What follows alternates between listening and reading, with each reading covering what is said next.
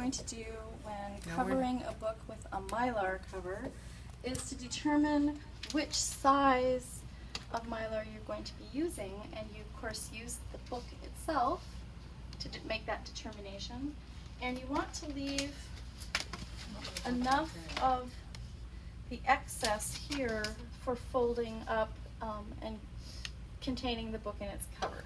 So the very next step, once you've chosen the size, you put the book itself to one side and remove the jacket, because this is what you're going to use to measure the length of your Mylar material. You just pull it out, and it's helpful to have one of these very heavy paperweight object type things to hold the Mylar cover in place so you have an accurate measure. So I'm using this end to be flush, using the heavy weight to hold it in place, using the precious good scissors that you never loan to anyone, and just like you see those ladies in the quilting store cutting fabric, just zip it right up. So now, to cover, there are two edges. There's the factory folded edge and the edge that is open. You have the Mylar side and the paper inside. You're going to put the Mylar down with the factory fold away from you.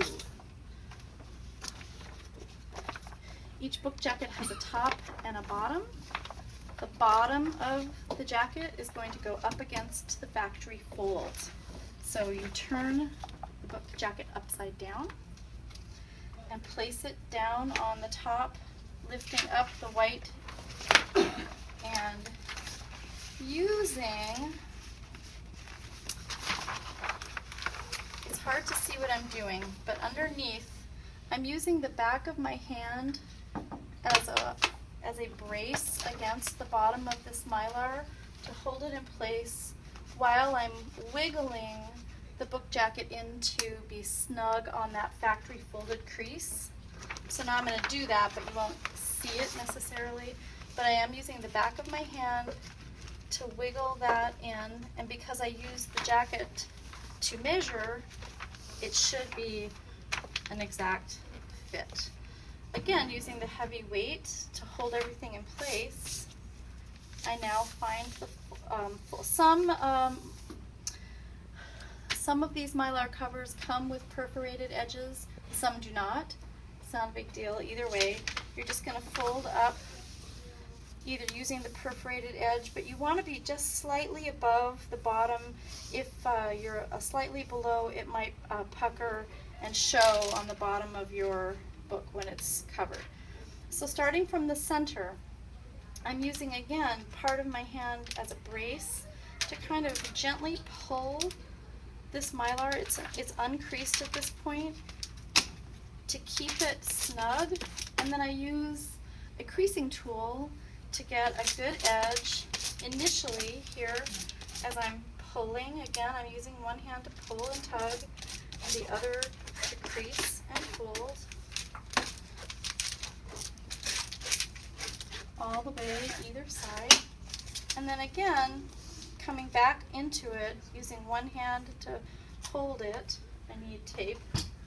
This is unfortunately double-sided tape. I don't want to use that. I want to use regular book tape to tape it 3 times. Once here in the center, and then you can feel a slight indentation or a slight fold that came with the book from the factory, and you're going to want to put a piece of tape right where you feel the jacket's natural crease right here on the inside on top of that Mylar. You only need 3 pieces of tape. Don't go crazy with the tape. Okay.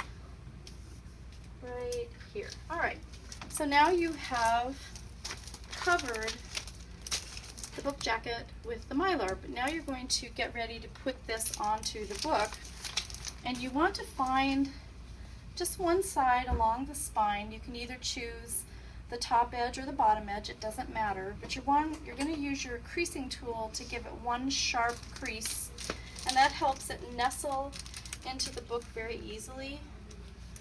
So making sure everything is lined up well, take your creasing tool and give it one good crease. And when you do that, you don't need to do both sides, but when you do one side, it gives the book a chance to really nestle into that cover and gets a good, nice, snug fit. Now I'm using my hand as kind of a pincher or okay, see if I can explain this well. So I've nestled the book into the jacket along the crease that I provided with the creasing tool. Now I'm going to clamp, there's the word I was looking for, using my hand as a clamp, place the book backside down, and then use just gentle pressure with my hands to get a good fold. Turn the book over, get a good fold. Now I'm tapping to make sure that as the book sits on the shelf, the cover is flush to the bottom. And then I'm going to use my hand again, holding as a clamp, to place the pieces of tape on the front edge. Now, don't tape the back of the cover to the front cover. If you can get close enough to see, you're putting the tape behind. You're putting the tape under and behind.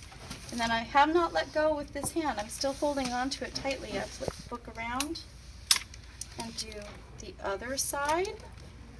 You see it going inside.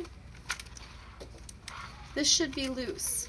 Don't tape this to this. There you go. And then I do the other side right here like that. See, it's loose. And this.